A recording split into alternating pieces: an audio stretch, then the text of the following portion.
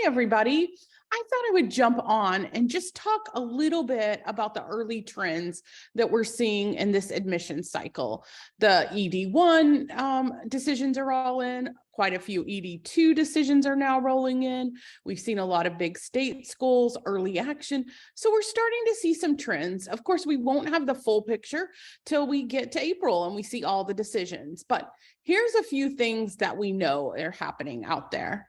Number one, this is kind of a continuation of the past 2 years, as we're seeing a continued increase in the number of applications that colleges are receiving.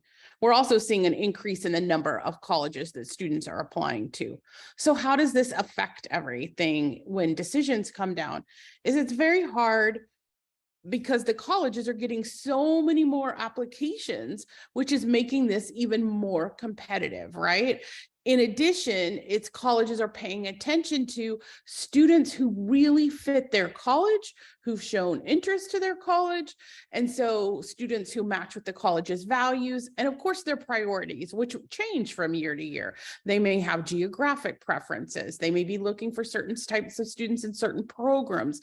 So there's a lot that goes on behind the scenes that you don't see, but we know that the increase in number of applications is making this process more competitive for sure. And that's something that we've really seen from 2020 onward of this increased in applications.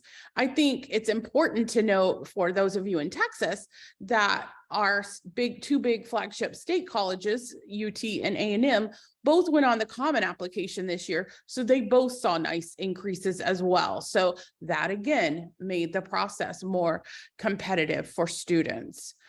The second thing, which is again a trend that's definitely been going on, but seems to be not stopping, that's for sure, is how a student's activities actually match up with what they're saying they want to study.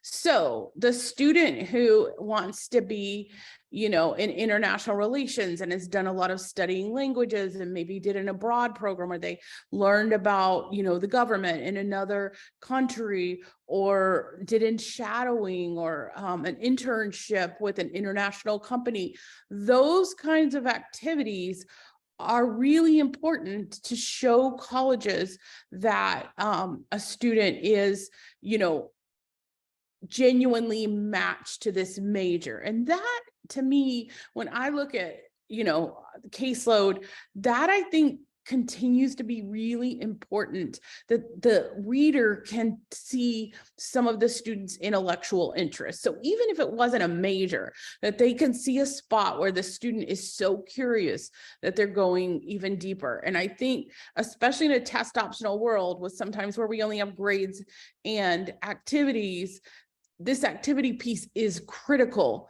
And I think where this is hard for students, and I have a lot of empathy because I think this is totally appropriate in high school, is for the student who, say, plays a sport, is in a few clubs at school, maybe have 1 or 2 leadership activities and have great grades.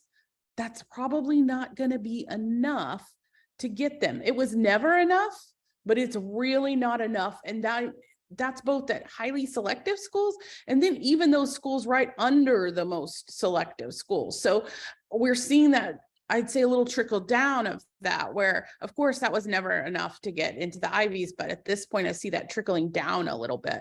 So I think for younger students, that focusing in on activities that you're genuinely interested in, not resume filler, but genuine activity, is going to be important as we look at these trends.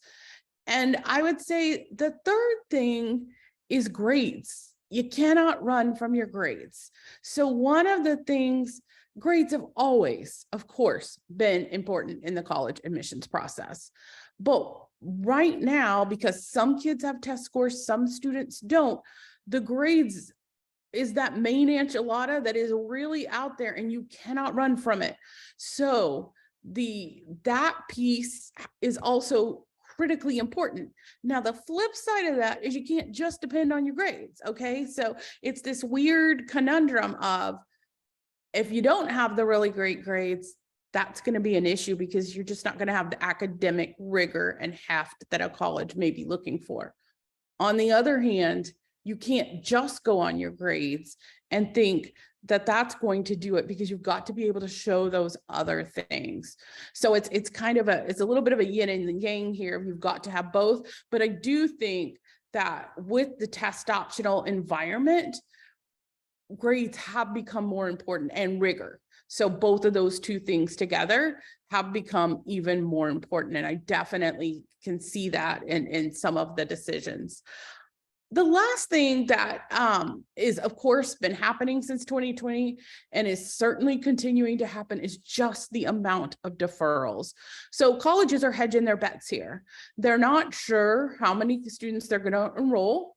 And so we're seeing a lot of deferrals. Now, I will say we're seeing some schools like Yale, which at the early decision period, early action actually, period, actually just outright rejected a lot more students than they had in the past, okay? So we are seeing some places where colleges, I think, are listening to high school counselors and counselors like ourselves who say, you know, it isn't good for the kids to just get kicked down the lane.